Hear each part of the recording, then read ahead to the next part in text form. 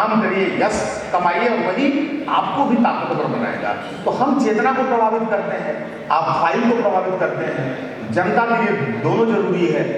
जिसको फौजदारी काम करवाना है, बाबा बासुदेव तुम लोग कहते हैं फौजदारी अदालत है, देवघर दीवानी अदालत है, तो हम लोग फौजदारी बाबा वाले आप लोग हैं, वो फौजदारी बाबा के लोग हैं, तुरंत काम कीजिए और राहत दीजिए। हम लोग हैं कि दिमाग झकझोरेंगे, विचार को प्रभावित करने जाएंगे, आपकी चेतना में कोई बीजारोपण करेंगे और आपको जागरूक करेंगे। यही करते हैं। बिल्कुल, दोनों ही वर्ग अपने जगह पर अपने कार्य कर रहे हैं और देश की सेवा कर रहे हैं। आपका देसीपन जो है आपको आपकी मौलिकता है और युवा इसी से प्रेरित है। दिल्ली में रहने के बाद भी आपके अंदर का गांव नहीं छूटा।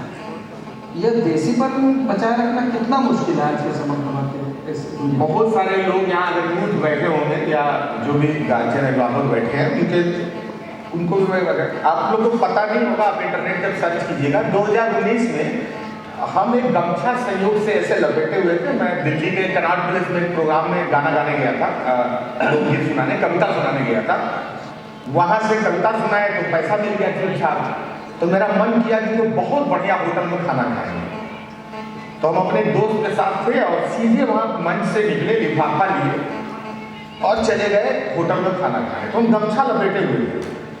तो हमको होटल का मैनेजर बोला कि इसको उतार लो, उसके बाद अंदर जाओ। तो हमने कहा अरे भैया इससे क्या दिक्कत है? कहा ये अच्छा नहीं लग रहा है, ये यहाँ जो लोग बैठे हैं उसमें बड़ा बुरा लग रहा है, आप थोड़ा दमी लग रहे हैं। जीवन में पहली बार हमको छुआछूत क्या होता है उसका एहसास हुआ। अभी तक हम हिस्ट्री में पढ़ते थे, अभी तक हम समाजशास्त्र में पढ़ते थे जातीय भेदभाव क्या होता है, इतिहास में पढ़ते थे कि सांस्कृतिक भेदभाव क्या होता है, कैसे गोरे हम लोग को काला मानते थे, हमें पिछड़ा मानते थे। लेकिन जैसे उसने हमको कहा ना कि गमछा उतारो तब अंदर जाओ, हमको 30 सेकंड में समझ में आ गया कि यार भेदभाव कैसा होता होगा। पसीना आ गया हमको, जबकि हम जीवन में संयोग से ऐसे घर में जन्म लिए मान लीजिए भेदभाव नहीं देखे। लेकिन जो आदमी नहीं देखा भेदभाव उसको पहली बार समझ में आया कि देखो बेटा, जिसके साथ भेदभाव होता होगा उसको कैसा लगता होगा। तुमको केवल तुम्हारे परिधान के लिए बोल दिया कि अंदर ना जाओ तो पसीना छूट रहा था मेरा। मैंने उसके बाद जो होता है, मैं थोड़ा नेता था जो कि आंदोलन करके गया था, तो डर नहीं लगता था दिल्ली में, हमको पता था 2000 लड़का निकाल देंगे। तो हम अपना हाथ सरियाए जो होता है युवा का, अरे अंदर जाएंगे कैसे रोक लोगे। फिर वो अंदर जाने दिया। जब हम खाना खा लिए तो मेरा मन किया कि इसको ऐसे छोड़ना ठीक नहीं है। फिर हम उसके टेबल पर चढ़ गए, उसका जो डाइनिंग टेबल था उस पर चढ़ गए और वहाँ फिर हम बोलना शुरू किए, देखो ये मैनेजर हमको रोका और हमको आने नहीं दिया, गमछा पहनने के कारण बताइए कि मेरे परिधान के कारण हमको इस देश में कोई रोकेगा क्या। और मैं मुखर्जी नगर आया, आप इंटरनेट पर देखिएगा, मैंने प्रेस कॉन्फ्रेंस किया और 3 दिन के अंदर ट्विटर पे गमछा ट्रेंड करने लगा। और हालत ऐसा हुआ 3000, 2000, 3000 लड़का मुखर्जी नगर से निकला और सीपी जाम कर दिया, उस होटल तक पहुंचा और गमछा लगा के पहुंचा। कई नेता पहुंचे गमछा लगा के। और हालत ये हुआ कि चौथे दिन उस होटल ने अपने ड्रेस कोड में गमछा को शामिल किया और माफी मांगी। और उस दिन के बाद मैं जहां कहीं भी जाता हूं, किसी भी मंच पे दुनिया में, मैं एक पगड़ी अपने माथा पर बांध के चलता हूं और हमेशा कहता हूं अपने पृष्ठभूमि को लेकर डिमोरलाइज नहीं होना है। आप अपने मन में कोई भी सांस्कृतिक हीनता का बोध मत रखिए। आप नहीं पूजे जाते हैं, आपका कौशल पूजा जाता है, आपकी विरासत पूजी जाती है।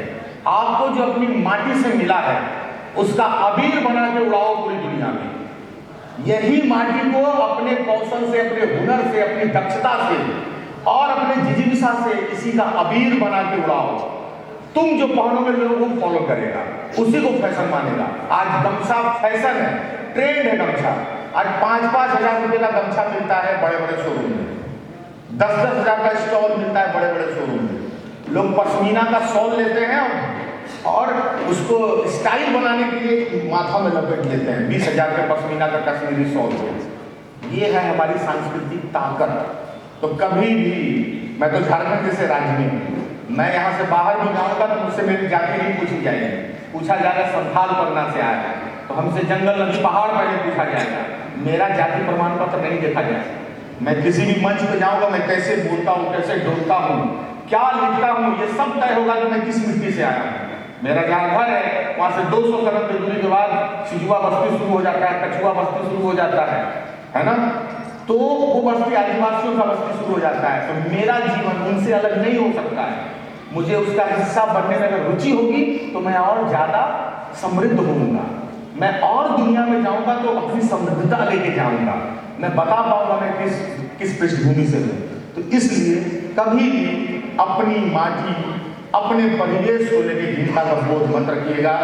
और आप जो है उसका परीक्षण आपके कौशल, आपके हुनर से होगा, उस पर काम करते रहिएगा।